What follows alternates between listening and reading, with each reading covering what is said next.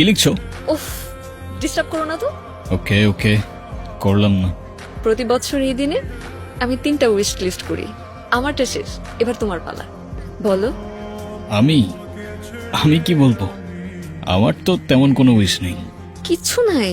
জানি না। ওরে, এই না না, একটা উইশ আছে। কি কি? আমার ছোট্ট কিউট একটা মেয়ে বেবি হবে, ব্যাস, দ্যাটস ইট। বাকি সব কিছু আছে আমার লাইফে। ওকে, এটা লিখে রাখছি। আর ওর নাম কি রাখবো জানো? কি? আয়াত। ওকে স্যার, এটাও লিখে রাখছি। লিখো। বেশ কেটে যাচ্ছিল আমাদের দিনগুলো, but when life feels too perfect, destiny whispers, not for long buddy, not for long. Hi, hi, কেমন আছো তুমি? ভালো আছি। তুমি কেমন আছো? আমিও ভালো আছি। তুমি একা একাই খেলছিলে?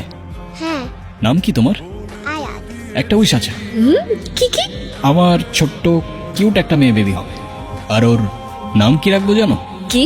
আয়াত। তুমি কি আমার সাথে খেলবে? হ্যাঁ, খেলবো তো। ওই মিয়া, ওই, আপনার সাহস তো কম না? আপনি আবার এখানে আসছেন? না না, আমি কিছু করি নাই তো ভাই, আমি তো শুধু থামেন মিয়া, আপনি কার পারমিশন নিয়ে ভিতরে ঢুকছেন? হ্যাঁ, আপনার আজকে কিছু- পুলিশে দেবো, কোনো ছাড়াছাড়ি নাই। চলো এই চলো থামেন। চলো। এত চিল্লাচিল্লি করছেন কেন? আমি ওনার সাথে কথা বলছি, আপনি যান। কি উদ্দেশ্যে আসছো তুমি? উদ্দেশ্য নিয়ে তো আসি নাই আমি। সাইবা, আমি তোমাকে কত খুঁজছি, কোথায় কোথায় খুঁজি নাই আমি তোমাকে।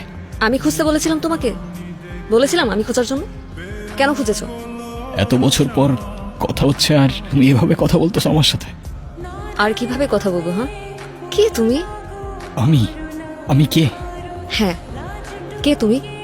না, কেউ না আমি। ঠিকই বলছো। আচ্ছা সাইবা, আমি কি এমন ভুল করছিলাম যে আমাকে এতগুলো বছরে মাফ করতে পারো নাই তুমি? আমি মাফ করার কে? আর আমি কেনই বা তোমাকে মাফ করবো? কিছু হওয়ার পর তো আমি আমার বাবাকে নিয়ে চলেই এসেছিলাম। তুমি কেন আবার পিছু পিছু চলে এসেছো? কি চাও তুমি? কথা বলতে চাই, ব্যাস, আর কিছু চাই না আমি। সেদিনের পর থেকে তোমার সাথে আর আমার কথা বলার কোনো ইচ্ছা নাই। আর দয়া করে আমার সামনেও আসবে না, আর আমার মেয়ের আশেপাশেও থাকবা না। এখন দাঁড়িয়ে আছো কিসের জন্য? যাও এখান থেকে।